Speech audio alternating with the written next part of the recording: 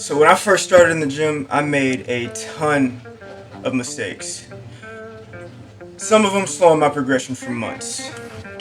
So I'm about to tell you about 5 of those mistakes right now. So hopefully you can avoid them and actually start making some great progress in the gym. Starting with mistake number 1, the comparison trap. You know, they say comparison is the thief of all joy, and I firmly believe that. And I also believe that comparison is the thief of a positive mindset. Because I know how I was when I first started, going to the commercial gym, and you notice, holy crap, there's a lot of people bigger than me. There's a lot of people smaller than me, more fit than me. And that's okay, you know, they're further along in their journey, and at the same time, some of them are on performance enhancing drugs, and that's something I personally wouldn't do. So I'm only mentioning all this to say you don't know what anyone did to get to their current position in life, in their workout routine, or whatever the case may be, you know? So I really am a firm believer in going in the gym and really just focusing on myself, because once you can get out of that comparison mindset, you can actually focus on yourself and avoid mistake number 2, the lack of intention. You know, once you first get going, you'll realize there's a lot of machines, there's a lot of things to do. And just like going to a grocery store without a list.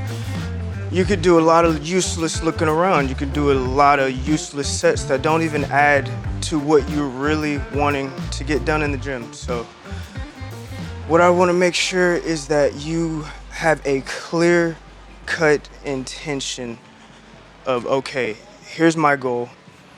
Here's what I want to do. Here's my list. Here's what I'm trying to get. I'm not going to do anything that wastes my time, because that can cause you to look in the mirror and realize I actually have wasted time. So if I could say one thing, it's definitely go into it with a clear-cut intention, and that'll definitely help you avoid mistake number 3, succumbing to the motivation high.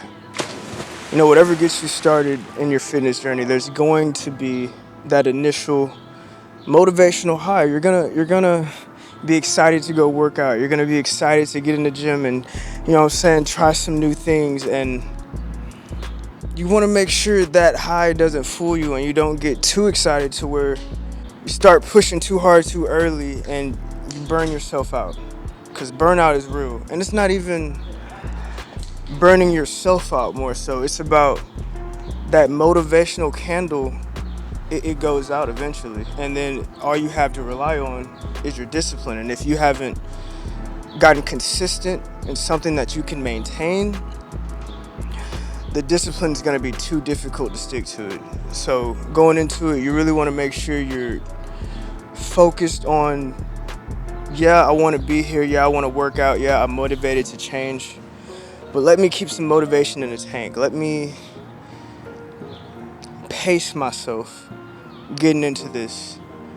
And it'll be a lot better to rely on your discipline, especially when it comes to mistake number 4, starting for the wrong reasons. You know, once, how I was saying, that motivation burns out and you really got to be disciplined, your reason that you're even getting started in the first place is going to be what anchors you and what essentially really makes you want to be disciplined in the first place. And I know me, for example, when I first started my fitness journey, it was, just like any other man. Come on now, we know what it is. It's to get attention from women. And once that came, it made me not even want to go work out anymore, because I was like, okay, I got what I was looking for here. And next thing you know, I slipped back into the old self and having the same thoughts that I had, the same beliefs that I had about myself, and I was trying to figure out what happened. And long story short, my why now to work out is for essentially my health, and more so mental health than physical health, because I don't know, the gym is just a sacred place for me mentally, to where I could just get away.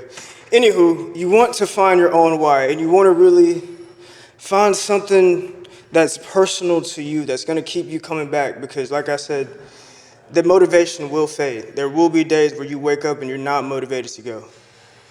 And your reason why is what's gonna make you want to be disciplined and get up out of bed and actually go get it. So find that personal reason, because once you really get personal, it's gonna help you avoid mistake number 5, which is probably the worst mistake you could ever make, which is listening to everyone's